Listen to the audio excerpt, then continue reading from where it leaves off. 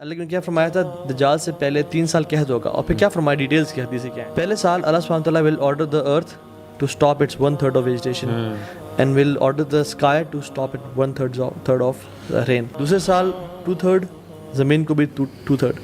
تیسرے سال اللہ کی میں نے کہا کہ پوری بارش روک دی جائے گی, نہ کچھ زمین اپنے پہ گرائے گا نہ زمین کچھ اگائے گی, آسمان سے کچھ نہیں گرے گا اور زمین کچھ سے کچھ نہیں اگے گا. صحابہ نے کہا رسول اللہ صلی اللہ علیہ وسلم پھر لوگ کھائیں گے کس پہ, کیا گزارا کیا ہوگا ان کا, مومن کے لیے کیا وہ ہوگا؟ تو فرمایا ان کا جو طعام ہوگا نا وہ ہوگا سبحان اللہ الحمدللہ لا الہ الا اللہ, یعنی ان کا جو گزارا ہوگا وہ اللہ کے ذکر پہ ہوگا. and then Dajjal will emerge and Dajjal will come out and provide financial solutions to the earth. زمین میں کیا ہے rain, it will rain. He'll pass by a desert, be green, it will turn green. اپنے ساتھ 2 mountains ہوں گے, ایک mountain of bread, ایک mountain of river. ساتھ جنت اور جہنم ہوگی. اللہ کی میں نے کہا اس کے جنت جہنم ہے اور جہنم جنت ہے.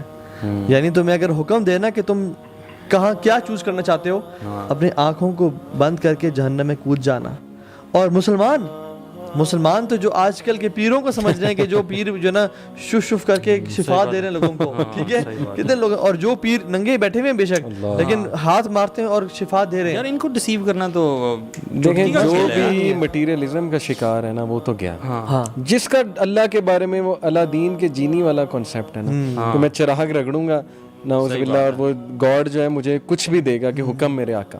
دجال نے یہی کرنا ہے آکے, بلکہ ایک بچے نے پوچھا, یہ میں نے واقعہ ایک دیوبند عالم کے منہ سے سنا تھا کہ دجال کے ماتھے پہ کفرہ لکھا ہوگا. ہم اتنے بے وقوف ہیں ہم ریئلائز نہیں کر سکیں گے. خیر انہوں نے ایک منطق سے جواب دیا, بڑا انٹرسٹنگ تھا, میں بتاتا ہوں. اس سائڈ کے سگریٹ کی ڈبی پہ نہیں دیکھتے کہ تمباکو نوشی صحت کے لیے مضر ہے, اب تو پکچرز بھی لگانا شروع کر دیا, اب تو پکچر پھر بھی پیتے ہیں. وجہ ایڈکشن, ڈیپینڈنسی, جان ہی نہیں چھڑوا سکتے. اب کیسے حدیث میں آتا ہے کہ ہر مومن جو ہے وہ اس کو پہچان پائے گا چاہے وہ پڑھا لکھا ہے یا نہیں. اور مومن کے ورڈ اچھا آپ جتنا مرضی پڑھے لکھے ہیں, PhD کیا ہے, لیکن مومن نہیں ہے نا, آپ نہیں پڑھ پائیں گے. میں آپ کو بتاؤں سورہ کہف جس نے ہر جمعے پڑھی ہے نا, اور جس کو یہ یاد ہوں گی آخری 10 ورسز کا بھی ذکر آتا ہے اور پہلی 10, وہ تو ایسے پہچانے گا نا دجال.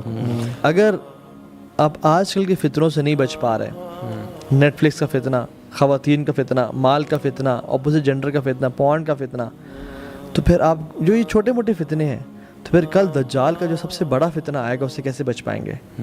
جو آج فیل ہو رہا ہے وہ کل ڈیفینیٹلی فیل ہوگا.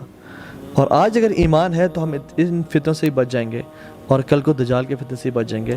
سو اپنے ایمان کی حفاظت کریں اور اللہ تعالیٰ سے امید ہے اور اللہ تعالیٰ سے مدد مانگیں, دعا کثرت کے ساتھ کریں کہ اللہم انا نعوذ بک من فتنۃ المسیح الدجال. اور اس کی بہت ساری دعائیں ہیں, کثرت سے اللہ سے دعا کریں کہ یا رب تو ہی بچا سکتا ہے, ہم تو نہیں بچ سکتے, تو نے ہماری مدد کرنی ہے. اور اللہ تعالیٰ ہی ہمارا حامی و ناصر ہے, وہی مدد کرنے والا ہے, اس کی مدد کے بغیر ہم کچھ نہیں کر سکتے.